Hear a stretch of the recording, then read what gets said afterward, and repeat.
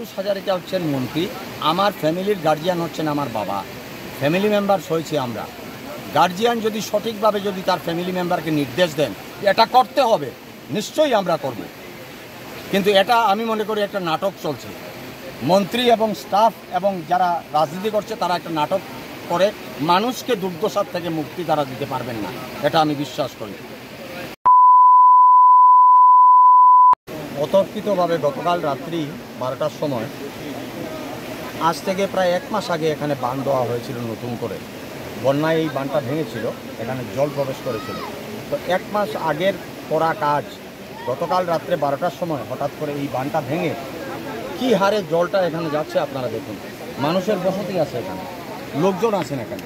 তাই আজকে বরাক উপত্যকা এবং বিশেষ করে এই অঞ্চলের মানুষ সম্পূর্ণভাবে ভগবান এবং আল্লাহর উপর নির্ভরশীল।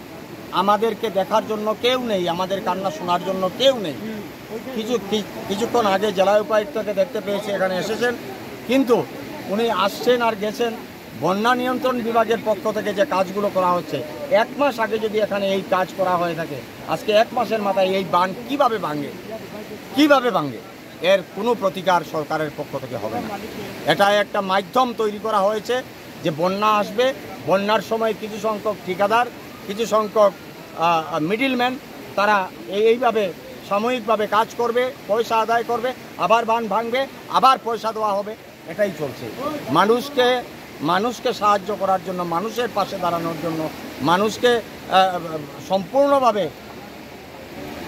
সম্পূর্ণভাবে মানুষকে বিশ্রাম দেওয়ার জন্য এখানে কোনো কিছু করা হচ্ছে না।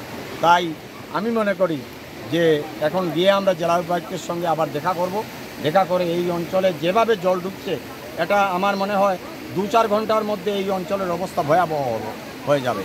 তাই আমরা গিয়ে যাতে প্রিকশনারি মেজার নেওয়া হয় এবং এখানে বিশেষ এনডিআরএফ এবং এসডিআরএফের তরফ থেকে যাতে এখানে মানুষ পাঠানো হয়, বিশেষ করে এসডিআরএফ এবং এনডিআরএফের তরফ থেকে মানুষ পাঠিয়ে যাতে মানুষের কোনো ক্ষতি না হয়, মানুষের যান বা উপর যাতে কোনো ক্ষতি না হয় সেটা লক্ষ্য রাখার জন্য আমরা এখন দাবি রাখব।